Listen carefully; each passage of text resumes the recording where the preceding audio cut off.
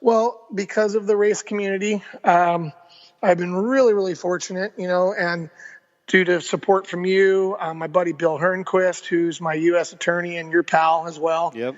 My friend Jen Coleman, who you guys have a relationship with, she's helped me out with Nora. Yep. I've been really fortunate to work with Paul from Yokohama. Uh-huh. And last year we did a commemorative beer can that was a hit for the racers. And then the year before, obviously with you, we had fun with the wine, the beer, the finish line. But it's really kind of magnified now, and everyone's got their niche down here. The other brewers have their niche. I found mine in racing, and being an ex-racer, that's been really nice to be able to tie in my product with that. So we've got some neat things going on with that for Nora this year. Nora's going to do 2 races, as you know. I know you're going to be present for both of them. Also doing some stuff in the States now too. So because of all the exposure of all the cats like yourself that roll down here and race, there's some opportunities for me in the States. We're doing something with King of the Hammers, which is going to be really fun.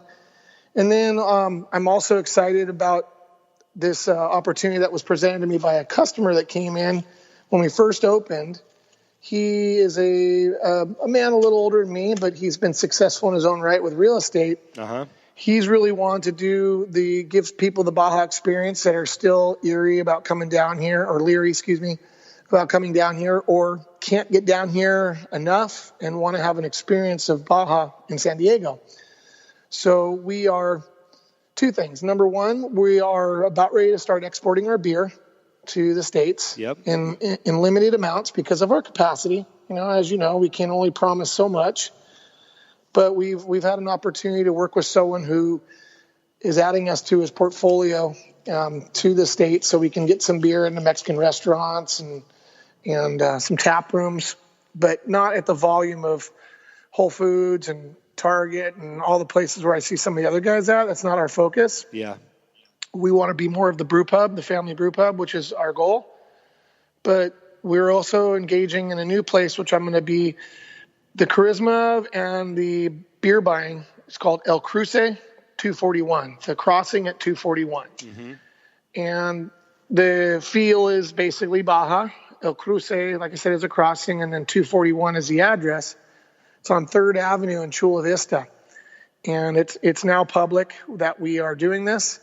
It will become the first Baja California only, not even Mexico, Baja California only tap room, kitchen, and wine bar.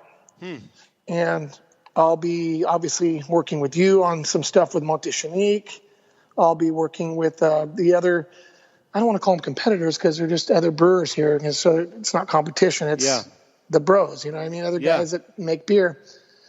We've hand selected our partners already on who we're going to put on tap. And obviously Transpeninsular will be a customer. It has nothing to do with the brewery. This is completely separate. And obviously we'll have a good amount of beers on tap because I want to make sure of that. But we're making this a platform for Baja aficionados to enjoy their experience that they had in San Diego, in Mexico while they're back home. And we have 2 chefs that are curating the menu. And basically the theme is El Cruce 241, Cerveza Artesanal, Vinos y Comida de Baja California. And the menu will be the excitement of street food in Tijuana meets the elegance of Ensenada at street food pricing. Awesome.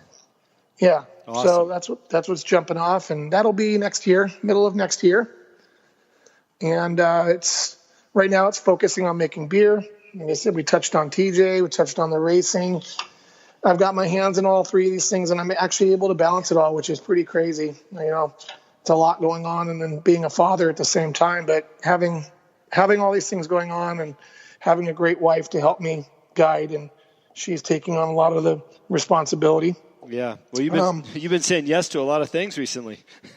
Yeah, but for the right reasons. They're all paired up. I'm not jumping in a race car. I'm not opening a winery. I'm not buying a fishing boat. I mean, I'm actually shedding things. I'm shedding toys and selling. I sold my Big Blue truck. I don't know if you remember Big Blue, the Ford F-250. Yeah.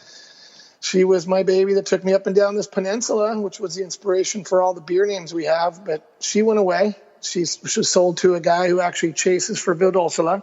So I'll still get to see her, but she's not mine anymore. Uh-huh. We're also involved in something in Rosarito, which is new, and it's officially running, but we're involved more inspirationally in selling beer to them.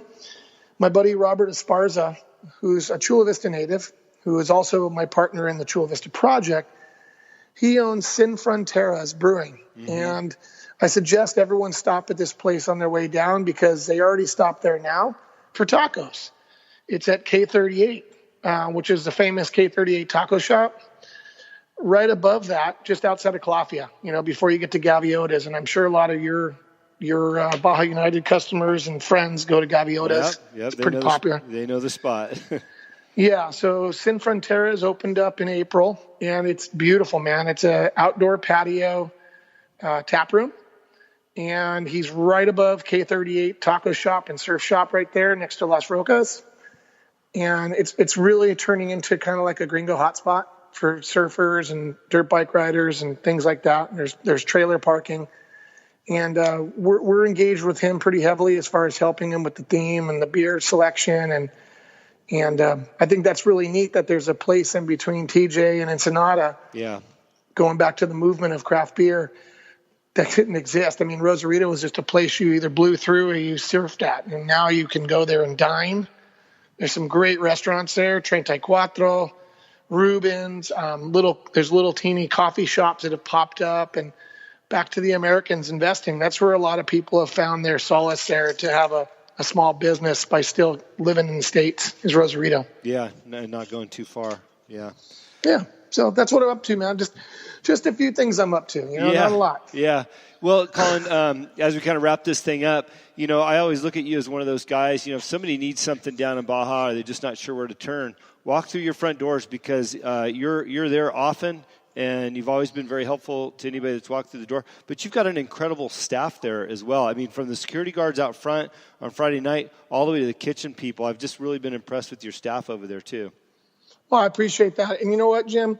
None of this would be possible, and please don't make this sound cliche, but none of this would be possible about the support team. I mean, it's not just, Collin the Gringo's got a brewer and he's cashing checks. It takes everyone. Yeah. I mean, it takes the whole team. And like you just said, I'm really, really proud of our team. We've got a kick-ass kitchen. It's consistent. We're fresh ingredients. Very little Costco purchased items, so everything's locally purchased. Costco is for your paper goods and some sauces, but all of it's local produce. The wait staff is all trained. Everyone's bilingual now, pretty much. Our whole staff is bilingual. And another thing I didn't touch on is we changed brewers since last, and I'm really thankful for that change, even though our former brewer, Callaway Ryan, was an amazing human being, and he helped us get off the ground and launch. Uh-huh. But his family didn't adapt to living in Mexico. He was fine, but his family couldn't. Yeah, it's tough. Yeah, it is tough. And what that did was it put me in touch with an amazing brewer named Brian Kelly. He's born in Tijuana, but grew up in Chula Vista. Mm-hmm. And he and his wife live in Rosarito. And what he's done is he's helped elaborate the staff with sensory on beer knowledge. It's not like you just come in and a pint slides in your hand. I mean, they talk about the beer, they know about the notes, the hop profile, and really kind of explain, we call it a mariaje, a pairing, our beers with our menu and with other foods in general. And that's been a nice enhancement. So when people do come in, whether they're looking for, just a road break or someone that's really seeking us out, or checking to see if we're doing things, what we say we're doing, we're doing it. We're doing it right. We're talking about the beer. We're talking about the movement. We also elaborate on other places they can go while they're visiting Ensenada. I'm never closed-minded. We do face that still a little bit with some of the good old boys clubs. Some of the guys still don't want to accept that we're here, but we're here and we're not going away. Yep. But we do share, hey, go up a kilometer up the road. You can go to, Margaritas, or you can go down the road to Wedland, or you can go to, wherever.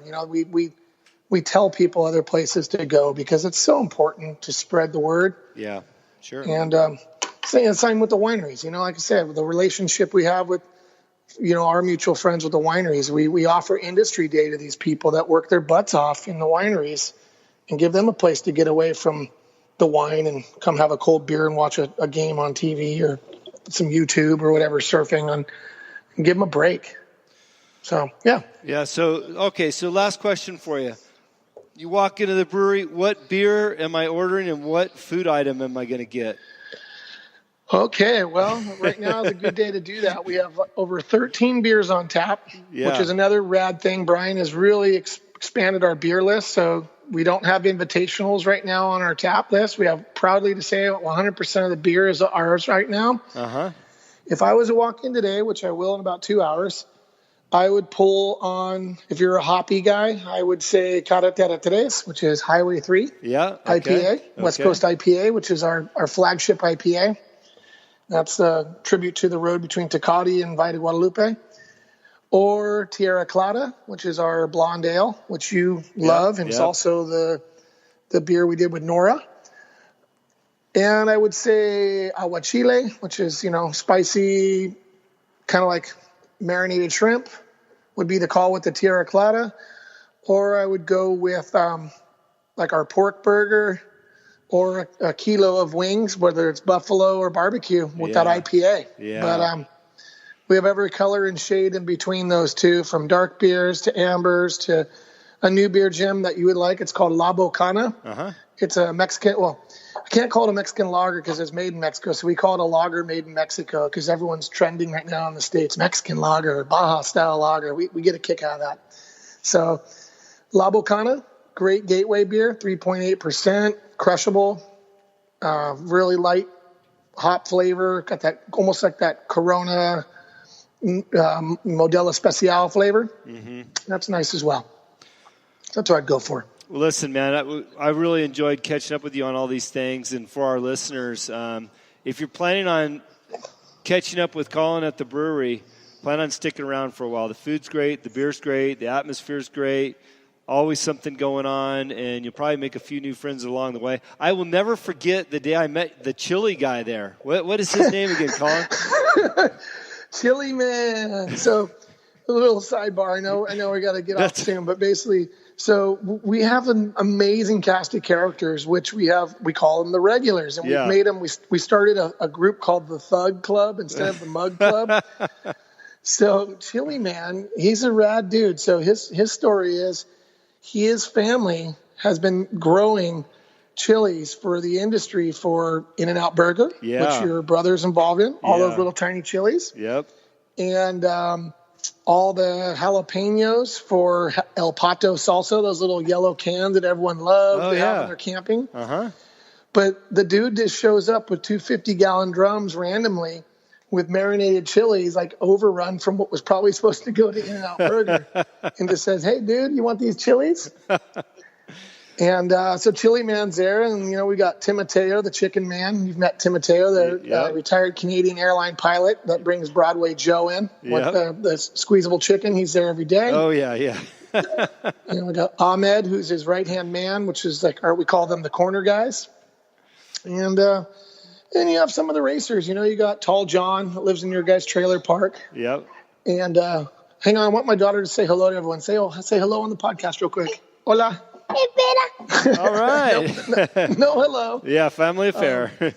But yeah, so we got an interesting cast of characters in the place, man. It's pretty funny. Yeah, well, like I said, you're going to go there and settle in and be there for a while. Please tell Chili Man I said hello. He changed my life when it came to getting back to eating at In-N-Out Burger. I've had so many burgers in my life, I was over it until those chilies came along. So thank you so much. Collin, really appreciate your time, man. Good to hear about the brewery and all your success. Congratulations on all that.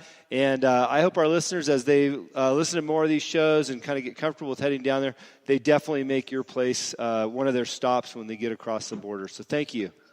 No, thank you for this opportunity and this podcast. I really do appreciate it. And please, and I don't want to make it sound like a commercial, but please stop in the Cerveceria Transpeninsular, and when you're rolling through either TJ or Ensenada, we'll greet you with a smile. We'll pour you a good quality cold beer. An 18-ounce pour, by the way. We pour Imperial pints, which is a key thing. We're fair on the peso rate. Just come on down to Baja, man. It's rad. Come down and race, ride your dirt bike, bring your family down, whatever. Stop in and get some good wine.